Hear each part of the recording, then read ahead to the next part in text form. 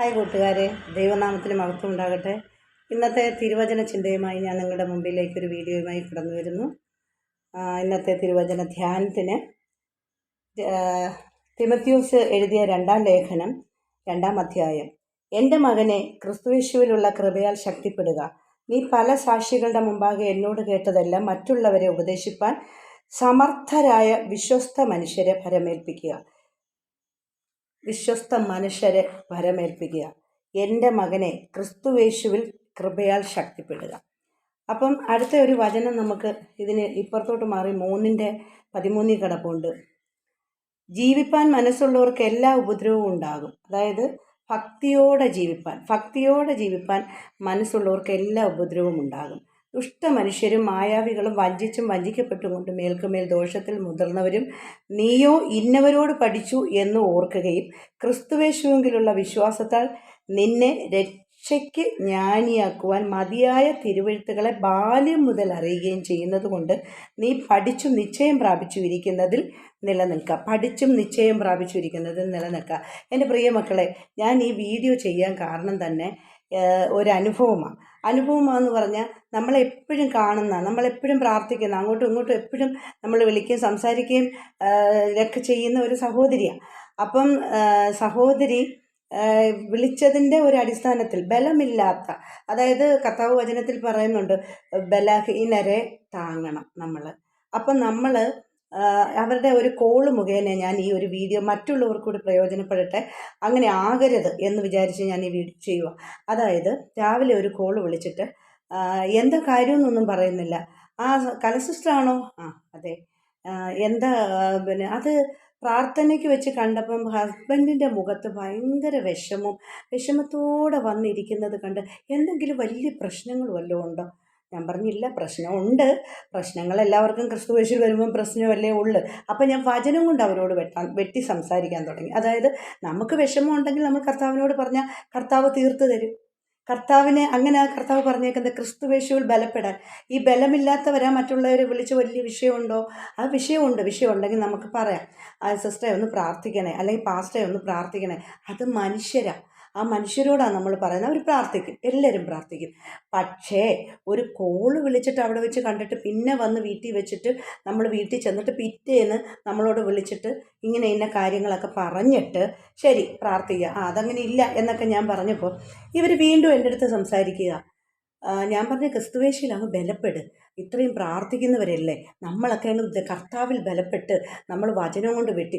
അങ്ങനെ അല്ല സിസ്റ്ററെ, നമ്മുടെ ചുറ്റുപാടും ജീവിക്കുന്നവർ ദുഷ്ട മനുഷ്യരും അസൂയാലുക്കളും കാരണം എനിക്കൊന്നും ചെയ്യാൻ പറ്റുന്നില്ല. എൻ്റെ എല്ലാ നന്മയും അങ്ങനെ അങ്ങ് പോകുക. കർത്താവ് കൊടുത്ത നന്മ അങ്ങനെ അങ്ങ് പോകുക. ഞാനൊന്ന് ചോദിക്കട്ടെ, കർത്താവിലല്ലേ നമ്മൾ വിശ്വസിക്കുന്നത്? യേശുവിലല്ലേ നമ്മൾ വിശ്വസിക്കുന്നത്? യേശുവിൽ വിശ്വസിക്കുമ്പോൾ തന്നെ കഷ്ടമുണ്ട്, ദുഃഖമുണ്ട്, പ്രയാസമുണ്ട്, എല്ലാം ഉണ്ട്. കർത്താവിൻ്റെ വചനത്തിലും ഇങ്ങനെ പറയുന്നുണ്ട്, നീ ഭൂമിയിലോട്ട് വന്നത് എന്തിനാ? പട്ടുമെത്തെ കിടക്കാനല്ല. കർത്താവിലോട്ട് വന്നങ്ങോട്ട് രക്ഷിക്കപ്പെട്ട് സ്നാനപ്പെട്ട് കയറുമ്പോൾ പട്ടുമെത്തയിലൊന്നും കിടക്കാനല്ല. നീ അല്ലാതെ കിടക്കുമ്പോൾ, നീ പട്ടുമെത്തേ കിടക്കുമ്പോൾ നിനക്ക് ഉറക്കവും അതും ഇതുമൊക്കെ വരും. പക്ഷേ ക്രിസ്തുയേശുവിൽ വന്നു കഴിഞ്ഞാൽ നിന്നെ പട്ടുമെത്തയല്ല നിനക്ക് തരുന്നത്. രക്ഷിക്കപ്പെട്ട് സ്നാനപ്പെട്ട് സുവിശേഷം അറിയിക്കുന്ന നമ്മൾക്ക്, കർത്താവിൻ്റെ ദാസിദാസന്മാർക്ക്, മറ്റുള്ളവർക്ക് എല്ലാം കർത്താവ് പട്ടുമെത്ത അല്ല വെച്ചേക്കുന്നത്, കഷ്ടമെത്തയാണ് വെച്ചേക്കുന്നത്. എന്ത് വെച്ചേക്കുന്നത്? കഷ്ടമെത്ത. അപ്പോൾ ഈ കഷ്ടം വരുമ്പോൾ നമ്മൾ ബലപ്പെടണം. എന്തിൽ ബലപ്പെടണം? ദൈവവചനത്തിൽ ബലപ്പെടണം. അതിനാ കർത്താവിൻ്റെ ശിഷ്യന്മാരോട് ഈ വചനം വെച്ച് എഴുതിച്ച് നമുക്കിവിടെ ഭൂമിയിലേക്ക് ഈ സത്യവേദ പുസ്തകം നമുക്ക് തന്നേക്കുന്നത്. ജീവൻ്റെ പുസ്തകമുണ്ട്, സത്യവേദ പുസ്തകമുണ്ട്, സ്മരണ പുസ്തകമുണ്ട്, അങ്ങനെ ജീവൻ്റെ പേരെഴുതുന്ന പുസ്തകമുണ്ട്. അപ്പോൾ ഇത് നമുക്ക് തന്നേക്കുന്നത് ഇത് ബലപ്പെടാൻ അല്ലേ? അപ്പോൾ ഈ വീഡിയോ കാണുന്ന, എന്നെ കാണുന്ന എല്ലാവരും ക്രിസ്തുയേശുവിൽ ബലപ്പെടണം. അപ്പോൾ ദൈവം നമുക്ക് ചുറ്റുപാടും താമസിക്കുന്ന അയൽക്കാർ നമുക്ക് ദുഷ്ടരാ, അസൂയുള്ളവരാ എന്നൊന്നും നമ്മൾ ഒരു വിശ്വാസി പറയരുത്. അതിൻ്റെ ആവശ്യമില്ല. കർത്താവ് പറയുന്നു, കർത്താവ് സ്നേഹിച്ചതുപോലെ നിങ്ങൾ നിങ്ങളുടെ അയൽക്കാരെ സ്നേഹിക്കണം. നിങ്ങൾ അങ്ങോട്ട് സ്നേഹം കൊടുക്കണം. നിങ്ങൾ അങ്ങോട്ട് സ്നേഹിച്ചാലേ അവരിങ്ങോട്ട് സ്നേഹിക്കത്തുള്ളൂ. നിങ്ങൾ അങ്ങോട്ട് നോക്കുമ്പോൾ അവർ ദുഷ്ടമനുഷ്യരാ, അവർ അസൂയുള്ളവരാ, അവരിങ്ങനെയാണെന്ന് അവരെക്കുറിച്ചൊരു തിയറി നിങ്ങളുടെ ഉള്ളിലുണ്ടെങ്കിൽ നിങ്ങൾക്ക് ഇന്നും അങ്ങനെ തോന്നും. അതേസമയം നിങ്ങളുടെ ഉള്ളിൽ ക്രിസ്തു ജനിച്ചിട്ട് ക്രിസ്തുവിൻ്റെ പത്രങ്ങളായിട്ട് അവരോട് സംസാരിച്ചാൽ എന്തു ചെയ്യും? ഈ റേഡിയോ നിലയത്തിലെ അവർ നമ്മളെ സ്നേഹിക്കുക. റേഡിയോയിൽ നിന്നൊക്കെ നമുക്ക് ഈ തരംഗം, നമ്മുടെ ശബ്ദ തരംഗം നമ്മുടെ വായുവിലൂടെ അന്തരീക്ഷത്തിലൂടെ ഒക്കെ നമുക്ക് കിട്ടുന്നത് പോലെ നമ്മുടെ ശബ്ദവും നമ്മുടെ സ്നേഹവും അവർക്ക് അങ്ങോട്ട് കൊടുക്കണം. അവരത് അട്രാക്ഷൻ അവരിലേക്ക് ചെല്ലും, അവരിലേക്ക് നമ്മുടെതിലേക്കും വരും തിരിച്ച്. അപ്പം അങ്ങനെ സ്നേഹം. അപ്പം ഈ സഹോദരി ചെയ്തത് അവരുടെ ചുറ്റുപാട് മൊത്തം അസൂയാൽ. നിനക്ക് അസൂയ ഉണ്ടായോണ്ടാ നീ മറ്റുള്ളവർ അസൂയ കാണാൻ പറ്റുന്നത്. നിന്റെ കണ്ണ് നല്ല കണ്ണും നിന്റെ ഹൃദയം നല്ലതും നിന്റെ ചിരി നല്ലതും നിന്റെ മനസ്സ് നന്നായിട്ടും ഇരിക്കുന്ന ഒരു വ്യക്തിക്ക് നിനക്ക് അങ്ങനെ കാണാൻ പറ്റുമോ? യേശുവിന് അങ്ങനെ കാണാൻ പറ്റിയോ? യേശു, ഞാൻ എല്ലാ വീഡിയോയിലും യൂദായെക്കുറിച്ച് പറയും. യൂദായെ കൊണ്ട് നടന്ന യേശു ക്രിസ്തു. യൂദ ഒറ്റയ്ക്ക് കൊടുക്കുമെന്നറിയാം, സ്നേഹിക്കത്തില്ലെന്നറിയാം, കള്ളനാണെന്നറിയാം, അവൻ എന്തൊക്കെ ചെയ്യുമെന്ന് യേശുവിനറിയാം. ഇതുപോലെ നമ്മളും ഈ ചുറ്റുപാടുള്ളവർക്ക് എല്ലാം ഉണ്ടെന്നറിയാം. നീയും അങ്ങനെയല്ലേ? ഞാനും അങ്ങനെയല്ലായിരുന്നോ? ഞാനും പണ്ട് ഓരോരുത്തരെ ദൈവവിശ്വാസത്തിൽ വരുന്നതിന് മുമ്പ് കളിയാക്കിയിട്ടുണ്ട്, ഓരോ ദുഷ്ടത്തരങ്ങൾ പറഞ്ഞിട്ടുണ്ട്, ഒക്കെ ചെയ്തിട്ടുണ്ട്. പക്ഷെ ക്രിസ്തു ഉള്ളിൽ ജനിക്കുമ്പം നിന്റെ ക്രിസ്തുവാണ് നിൻ്റെ ഉള്ളിൽ ജനിച്ചിരിക്കുന്നത്. അപ്പം നമ്മൾ അസൂയാലുക്കളായിട്ടല്ല അവരെ കാണണ്ടേ.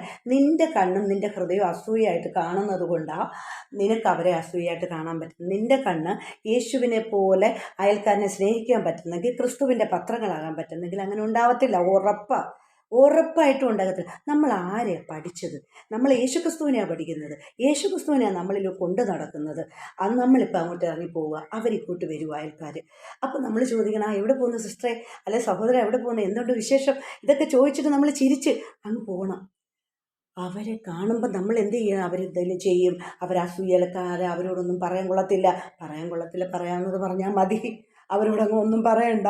നീ ക്രിസ്തുവിനെ പറഞ്ഞാൽ മതി. നിൻ്റെ കാര്യങ്ങളൊന്നും പറയണം. നീ പട്ടിണിയാണെങ്കിലും പറയരുത്. നിനക്ക് കർത്താവ് തരും. ഏലിയാവിനെ പോറ്റിയ ദൈവമാ നിനക്ക് തരും. മനസ്സിലായോ? അപ്പം ക്രിസ്തു എന്തെല്ലാം കഷ്ടത്തിലൂടെ സഹിച്ചിട്ട് അവസാനത്തുള്ളി രക്തം വരെ നമുക്ക് തന്നെന്ന് ഓർക്കണം. അപ്പം ഈ ക്രിസ്തുവിനെ നമ്മൾ ധരിക്കുന്നത്. അപ്പോൾ അതായത് മുല്ലപ്പൂമ്പടി ഏറ്റുകിടക്കും കല്ലിനുമുണ്ടൊരു സൗരഭ്യം, അല്ലേ? അപ്പോൾ യേശു ക്രിസ്തുവിനോട് ചേർന്ന് നമ്മൾ നിൽക്കുമ്പോൾ ആ സൗരഭ്യമല്ലേ നമ്മളിൽ ഉണ്ടാവത്തുള്ളൂ. അതിനകത്ത് കുശുമ്പ്, കുന്നായ്മ, കണ്ണ് വിടക്കുകണ്, അസൂയ, ദുഷ്ടത, വഞ്ചന വരുമോ? വരത്തില്ല.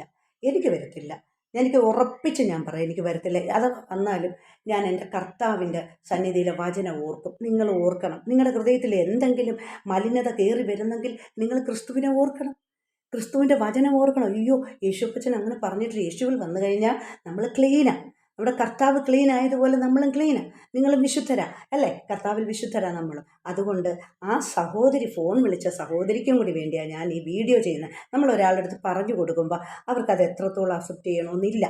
അപ്പോൾ ഒരു വീഡിയോ കാണാൻ പറ്റുന്നെങ്കിൽ ചിലപ്പോൾ ശ്രദ്ധിച്ച് കേൾക്കുമ്പോൾ ഇതിനകത്ത് നല്ല വശങ്ങൾ ഏതെങ്കിലും ഒരു വാക്ക് ക്ലിക്കാവും. പിന്നെ അത് നമ്മുടെ ഹൃദയത്തിൽ നിന്ന് മാഞ്ഞു പോവും. അപ്പോൾ അതുകൊണ്ടാണ് ഞാൻ ഈ വീഡിയോ ചെയ്തത്. അതുകൊണ്ട് ഇന്നത്തെ വീഡിയോ തന്നെ ഈ ചെയ്യാൻ കാരണം തന്നെ ഞാൻ ഈ ഒരു കുഞ്ഞിൻ്റെ രാവിലത്തെ ഫോൺ വിളിയുടെ കൂടിയാണ് ഞാനിങ്ങനെ പറയുന്നത്. നിങ്ങൾ എന്നിട്ട് ഈ സഹോദരി എന്നിട്ട് സംസാരിച്ച് വചനം സംസാരിച്ച് അങ്ങോട്ട് ചെന്നപ്പോൾ കല സിസ്റ്റർക്ക് അങ്ങനെയൊന്നും ഉണ്ടാവത്തില്ലായിരിക്കും എന്ന് പറഞ്ഞിട്ട് ഫോൺ കട്ട് ചെയ്തങ്ങ് പോയി. നല്ല മനസ്സും നല്ല സ്നേഹമുള്ളവരായിരുന്നെങ്കിൽ അവസാനം വരെ തകല സിസ്റ്ററെ, ശരി, നമ്മുടെ ഹൃദയത്തിൽ നമുക്ക് അങ്ങനെയൊക്കെ ദൈവത്തിൻ്റെ വചനം ഉറപ്പിച്ചാൽ നമുക്കൊന്നും ഉണ്ടാവത്തില്ല എന്ന് പറഞ്ഞിട്ടല്ലേ ഫോൺ കട്ട് ചെയ്യത്തുള്ളൂ. എൻ്റെ പൊന്ന സഹോദരങ്ങളെ, നിങ്ങൾ ഓർക്കണേ, നിങ്ങൾ എപ്പോഴെങ്കിലും ഒരു സഹോദരനോ സഹോദരിയോ പരസ്പരം സംസാരിക്കുമ്പോൾ നിങ്ങളുടെ നാവിനാൽ ഉപ്പിനാൽ രുചി വരുത്തുന്നതും കൃപയാൽ നിങ്ങൾ സംസാരിക്കണം.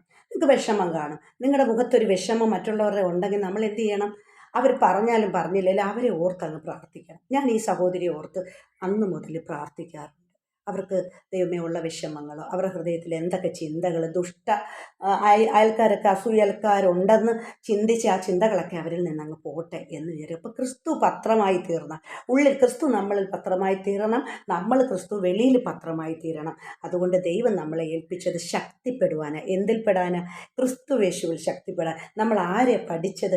യേശുവിനെ പഠിച്ചിട്ടാണ് നമ്മൾ വരുന്നത്. യേശുവിനെ പഠിക്കണം, ദിനംതോറും യേശു ചെയ്തത് പഠിക്കണം. യേശു എവിടെ പോയെന്ന് വെച്ചാൽ പഠിക്കണം. എൻ്റെ പ്രിയമക്കളെ, ഞാൻ ഈ ഒരു വെക്കേഷൻ സമയത്ത് ഞാനിത് വലിയ പ്രശംസ എടുക്കാനൊന്നും പറയുമല്ല, നിങ്ങൾക്കൊരു മോട്ടിവേഷൻ നിങ്ങളും ചെയ്യാൻ വേണ്ടി പറയുക. ഞാൻ ഈ മഴയുടെ പെരുമഴ, കടുത്ത മഴ, ഈ മഴയത്ത് ഞാൻ കോളനികളിൽ കയറി ഇറങ്ങി. അവിടെ നിന്ന് 10-12 കുഞ്ഞുങ്ങൾ ഞങ്ങളുടെ കൂടെ, ആദ്യം 7 കുഞ്ഞുങ്ങൾ വന്ന്, പിന്നെ ഒരു 3-4 കുഞ്ഞുങ്ങൾ കൂടെ അങ്ങനെ കടന്നു വന്ന് അവർക്ക് ഞാൻ കൊണ്ടുവന്ന് വിളിച്ച് ഭക്ഷണവും കൊടുത്ത്, അവർക്ക് ദൈവവചനവും കൊടുത്തു, ബൈബിളും കൊടുത്ത്, അവർക്ക് സ്കൂളിലേക്ക് എന്തൊക്കെ ആവശ്യമുണ്ടോ അതെല്ലാം വാങ്ങിക്കൊടുക്കാൻ കഴിഞ്ഞു. ഞാൻ ചെയ്തത്, ഞാൻ ക്രിസ്തു ഉള്ളിലുണ്ടായോണ്ട് അത് ചെയ്ത, അല്ലാതെ എനിക്ക് വലിപ്പം എടുക്കാനല്ല, ദൈവത്തിന് മഹത്വം കൊടുക്കാൻ ഞാൻ നിങ്ങളോട് പറയുക. അപ്പം ഞാൻ എന്താ ചെയ്തതെന്നറിയാമോ? എൻ്റെ കയ്യിൽ കുറച്ച് പൈസ ഉണ്ടായിരുന്നു. അപ്പോൾ എനിക്ക് തികയാതെ വന്നപ്പോൾ ഞാൻ എന്ത് ചെയ്ത്, മറ്റുള്ളവരുടെ കയ്യിൽ നിന്നും കൂടെ ചോദിച്ചിട്ട്, യഥാർത്ഥത്തിൽ പറഞ്ഞാൽ തെണ്ടി പറയുക, തെണ്ടി എന്ന് നമ്മൾ ചോദിക്കുക. അതായത് അവർക്ക് വേണ്ടി നമ്മൾ യാചിക്കുക, അവർക്ക് വേണ്ടി നമ്മൾ മറ്റുള്ളവരോട് യാചിക്കുന്നവരൊരു തെണ്ടൽ തന്നെയാണ്. നമ്മുടെ കയ്യിലുണ്ടെങ്കിൽ നമുക്കങ്ങ് എടുത്ത് ചിലവാക്കാം. എൻ്റെ കയ്യിൽ തികയാഞ്ഞിട്ട് ഞാൻ രണ്ടുപേരോടെ ഇച്ചിരി പൈസയും കൂടെ വാങ്ങിച്ചിട്ട് ഇവർക്കെല്ലാം ഞാൻ ചെയ്തു കൊടുത്തു. നിങ്ങളും ചെയ്യണം. നിങ്ങളുടെ അയലത്ത് നിങ്ങളുടെ കുഞ്ഞുങ്ങൾ ഏതെങ്കിലും കോളനികളിലോ എവിടെയെങ്കിലുമൊക്കെ കൊണ്ടുവന്ന് പോയി ഇറങ്ങി തപ്പി പിടിച്ചിട്ട് അവരെ വിളിച്ചുകൊണ്ട് വന്നിട്ട് അവർക്ക് ഒരു നേരത്തെ നല്ല ഫുഡ് നിങ്ങൾ കൊടുത്തിട്ട്, നല്ല ആഹാരം, നല്ല വസ്ത്രവും കൊടുത്ത്, അപ്പം ഇതെല്ലാം കൊടുക്കാൻ നിങ്ങളും ചെയ്യണം. എന്നെപ്പോലെ എൻ്റെ ഗ്രൂപ്പിലുള്ളവർ, ഞാൻ വരുന്നവരും ഞാൻ സഹകരിക്കുന്നവരും അവർക്കും കൂടി വേണ്ടി ഞാൻ പറയുന്നത് ചെയ്യണം. ചെയ്തില്ലെങ്കിൽ സ്വർഗ്ഗരാജ്യത്ത് അവകാശമൊന്നും വലുതായിട്ട് കിട്ടത്തില്ല. ആത്മാക്കളെ നേടുന്നതിനൊരു അവകാശമുണ്ട്. അനാഥർക്കും വിധവമാർക്കും കൊടുക്കുന്നതിനൊരു അവകാശമുണ്ട്. ഒരു മാർക്കുണ്ട്. അത് കർത്താവിൻ്റെ കയ്യിലിരിക്കുന്ന മാർക്ക് വലിയ മാർക്കാണ്. അതുപോലെ തന്നെ യെശയ്യാ 58 എടുത്ത് വായിച്ചിട്ട് നീ എപ്പോഴും ഇരുന്ന് കരഞ്ഞ് നിലവിളിക്കാതെ നിൻ്റെ ഭവനത്തിൽ പ്രകാശ ഉഷസ് പോലെ ഉദിക്കണമെങ്കിൽ 58 യെശയ്യാവിൻ്റെ 58 ഫുള്ള് വായിച്ചിട്ട് അതിനകത്ത് നിനക്ക് എന്ത് ചെയ്യാൻ പറ്റുമെന്ന് നോക്കിയിട്ട് ചെയ്താൽ നിൻ്റെ പ്രകാശ ഉഷസ് പോലെ ഉദിക്കും, നിൻ്റെ ഭവനത്തിലെ കാര്യം നടക്കും. അപ്പം ഇത്രയും ചെയ്തിട്ട് നമ്മൾ പ്രാർത്ഥിച്ചാൽ നമുക്ക് സ്വർഗ്ഗരാജ്യം, ഈ സ്വർഗ്ഗരാജ്യത്ത് കടന്നു ചെല്ലുമ്പോൾ ഇവിടെ നമ്മൾ അധ്വാനിക്കുന്നവരും ഭാരം ചുമക്കുന്നവരും ആരുള്ളവരെ നിങ്ങൾ എൻ്റെ അരികിൽ വരും, ഞാൻ നിങ്ങളെ ആശ്വസിപ്പിക്കാം. പോയി ജോലി ചെയ്ത് 50,000 മേടിച്ചുകൊണ്ട് ഇങ്ങോട്ട് വന്നിട്ട് തോന്നിയതുപോലെ ജീവിക്കുന്നവരെ അല്ല ആശ്വസിപ്പിക്കുക എന്ന് പറഞ്ഞാൽ, കർത്താവിന് വേണ്ടി സുവിശേഷം എടുത്തുകൊണ്ട് മറ്റുള്ളവരെ അനാഥരെ കണ്ടിട്ട് അവർക്ക് എന്തെങ്കിലും ചെയ്യാനും പ്രവർത്തികളാൽ പ്രവർത്തിക്കുകയും ഒക്കെ ചെയ്തിട്ട് നീ എൻ്റെ അരികിലേക്ക് വരും, ഞാൻ നിങ്ങളെ ആശ്വസിപ്പിക്കാമെന്ന് പറയാം. അല്ലാതെ രാവിലെ പോയിട്ട് 1,00,000 രൂപ ശമ്പളം വാങ്ങിയിട്ട് കൊണ്ടുവരുന്നവരെയല്ല. അവർക്ക് ദൈവം അനുഗ്രഹം കൊടുക്കും. ദൈവത്തിൻ്റെ വേലയെക്കുറിച്ച് അവിടെ പറയുന്നത്, അധ്വാനിക്കണം. അപ്പോൾ ഈ വെക്കേഷൻ സമയത്ത് നാം എന്ത് ചെയ്തു? ഇത്രയും കുഞ്ഞുങ്ങളൊക്കെ എവിടെയെങ്കിലും കിടപ്പുണ്ട്, അവരുടെയൊക്കെ ഉള്ളിൽ ഞാനൊരു വിത്ത് വിതച്ചിട്ട് ഈ വിത്ത് അത് എന്നെങ്കിലും അങ്ങ് മുളച്ചോളും. അല്ലാതെ നമ്മൾ ഇപ്പം അവർക്ക് ഇങ്ങോട്ട് വിളിച്ചുകൊണ്ട് വന്ന് കലകവെള്ളത്തിൽ കൊണ്ടിട്ട് മുക്കി, തെളിഞ്ഞ വെള്ളത്തിൽ മുക്കി രക്ഷിക്കപ്പെടുത്തി സ്നാനപ്പെടുത്തി അവരെ വിട്ട നാളെ അവരുണ്ടോ ഇല്ലെന്നൊന്നും നമുക്കറിയത്തില്ല. അത് നമ്മുടെ തലയിൽ പിന്നെ വേറൊരു ശാപമായിട്ട് തീരും. അതുകൊണ്ട് വിത്ത് വിതയ്ക്കാൻ നിങ്ങൾക്ക് ആർക്കൊക്കെ പറ്റുമോ ആ വിത്ത് നിങ്ങൾ വിതയ്ക്കണം. സുവിശേഷത്തിൻ്റെ വിത്ത് വിതയ്ക്കണം. കുഞ്ഞുങ്ങളുടെ ഹൃദയത്തിൽ വിതച്ചാൽ അത് തീർച്ചയായിട്ടും അത് മുളയ്ക്കും. ഏതെങ്കിലും ഒരു കാലഘട്ടത്തിൽ നമ്മൾക്ക് കാണാൻ പറ്റും അവരാ വചനം വായിക്കും. ഞാൻ വചനം കൊടുത്തു, അത്രയും ബൈബിളും അവർക്ക് കൊടുത്തു, ചോദിച്ച് മേടിച്ച ബൈബിൾ അവർ, പാട്ടുകൾ, കഥകൾ, പിന്നെ മുടിയനായ പുത്രൻ്റെ കഥകൾ, അങ്ങനെ വേറെ ഞങ്ങൾക്ക് 2-3 പേര് കൂടി ചേർന്ന് അവർക്ക് ഇതെടുത്തു കൊടുക്കാൻ അന്നമാമയും ഐശ്വര്യയും ഒക്കെ വിളിച്ച് ഞാൻ കൊണ്ടുവന്നു. ഇതെല്ലാം ഞാൻ എൻ്റെ സ്വന്തം റിസ്കിലാണ്. ഒരു മനുഷ്യർ എൻ്റെ യേശു എന്നെക്കൊണ്ട് ചെയ്യിച്ച ഒരു ഡ്യൂട്ടിയാണ്. അതുകൊണ്ട് നിങ്ങളും ഇങ്ങനെ ചെയ്യണം. അതുകൊണ്ട് ഈ വീഡിയോ ഞാൻ ചെയ്തത് ഇങ്ങനെ ഒരു തളർന്നു പോകുന്ന, വിശ്വാസത്തിൽ ഉറച്ചു വന്നിട്ട് സകലർക്കും വേണ്ടി പ്രാർത്ഥിച്ചിട്ട് അന്യഭാഷ പറഞ്ഞിട്ട് തുള്ളിച്ചാടിയിട്ട് സഭകളിലൊക്കെ വന്നു കിടന്ന് മറിഞ്ഞ് കുത്തി ഇളക്കി കസേരയൊക്കെ ഇടിച്ച് ഇളക്കി ദൂരെ എറിഞ്ഞ് മറ്റുള്ളവരുടെ ദേഹത്തോട്ട് വീണ് എനിക്കൊരു അബദ്ധം പറ്റി. ഞാൻ അടുത്തിരുന്നപ്പോൾ ഒരാൾ തെറിച്ചു വന്ന് എൻ്റെ ദേഹത്തോട്ട് വീണ് ചാടി തുള്ളി, എൻ്റെ കാലിൻ്റെ നഖം 2ആയിട്ട് പൊട്ടി. ഞാനവിടെ കുത്തിയിരിക്കുക. ഈ തുള്ളലും ചാട്ടവും ഇങ്ങനെയുള്ള അന്യഭാഷയൊന്നും പറഞ്ഞിട്ടൊന്നും ഒന്നും നടക്കത്തില്ല. നിൻ്റെ ഉള്ളത്തിൽ ക്രിസ്തുവിനെ ജനിപ്പിച്ചിട്ട് മറ്റുള്ളവർക്ക് ക്രിസ്തുവിനെ ജനിപ്പിക്കാൻ നീ പോകണം, വിത്ത് വിതയ്ക്കാൻ നീ പോകണം. അങ്ങനെയാണ് കർത്താവിൻ്റെ നിന്ന് അനുഗ്രഹിക്കപ്പെടുന്നത്. അത് ബലഹീനമായി പോകരുത്. എൻ്റെ പ്രിയ സഹോദരങ്ങളെ, എന്നെ കേൾക്കുന്ന സഹോദരങ്ങളെ, ഞാൻ നിങ്ങൾക്ക് ഈ മെസ്സേജ് ഇടുന്നത് അതായത് ബലഹീനമായി പോകരുത്. ആരെയാണ് നമ്മൾ വിശ്വസിക്കുന്നത്? എന്നെ ശക്തനാക്കുന്നവൻ മുഖാന്തരം സകലത്തിലും ശക്തിപ്പെടും. എൻ്റെ വീട്ടിൽ ഞാൻ ഒറ്റയ്ക്കുള്ളൂ പ്രാർത്ഥിക്കാൻ. എൻ്റെ ഭർത്താവും എൻ്റെ മക്കളും ആരും എൻ്റെ കൂടെ ഇരുന്ന് പ്രാർത്ഥിക്കാനില്ല. 12 വർഷവും ഞാൻ ഒറ്റയ്ക്കാണ് പ്രാർത്ഥിക്കുന്നത്. ഇപ്പോൾ 12, 13, 14-ാമത്തെ വർഷമൊക്കെ ആയി വരുന്നു. എനിക്ക് നല്ല ഓർമ്മ പോലുമില്ല. അന്നേരം തൊട്ടേ ഞാൻ ഒറ്റയ്ക്കാണ് പ്രാർത്ഥിക്കുന്നത്. ആരടുത്തും പരിഭവമില്ല, പരാതിയില്ല. അത് മതി. അങ്ങനെ ഇരുന്ന് ബലപ്പെടണം. അതുകൊണ്ട് നിങ്ങൾ ബലപ്പെടാൻ വേണ്ടിയാണ് ഞാൻ ഈ വീഡിയോ നിങ്ങൾക്ക് ഞാൻ ചെയ്തിടുന്നത്. ഭർത്താവ് കാണത്തില്ല നിങ്ങളുടെ പ്രാർത്ഥിക്കാൻ, മക്കൾ കാണത്തില്ല. ഞാനൊരു ഉദാഹരണം പറയാം. എൻ്റെ മോളെ ജോലിക്ക് പോയ സമയത്ത് പല പല പ്രയാസങ്ങൾ, വിസ, പിന്നെ പാസ്പോർട്ടില്ലാതെ അന്യരാജ്യത്ത് യാത്ര ചെയ്ത് അവിടെയൊക്കെയും പ്രതിസന്ധികളും പ്രതികൂലങ്ങളും വന്നപ്പോൾ ഞാൻ ഓടി ഒരിടത്തും അലഞ്ഞു പോയില്ല. എന്നെ വിളിച്ചിട്ട് പറഞ്ഞു, അമ്മ ഒന്ന് പ്രാർത്ഥിക്കും. ഒറ്റ പ്രാർത്ഥന. അവിടെ എല്ലാം ദൈവം വിടുതൽ കൊടുത്തു. എന്തുകൊണ്ടാണ്? വിശ്വാസത്തിൽ ഉറച്ച്, വചനത്തിൽ ഉറച്ച്. നിങ്ങളും വചനത്തിൽ ഉറയ്ക്കണം. നമ്മൾ കാണുമ്പോൾ അയ്യോ വേദനയാ, കഷ്ടവാ, ദുരിതവാ, ദുഃഖവാ, പേടി, വിശേഷം പറയാൻ പേടി. ചിലർക്കൊക്കെ ഭയങ്കര പേടി. എന്തിനു പേടിക്കണം? ക്രിസ്തുവിനെ ധരിക്കുന്നവർ എന്തിനു പേടിക്കണം?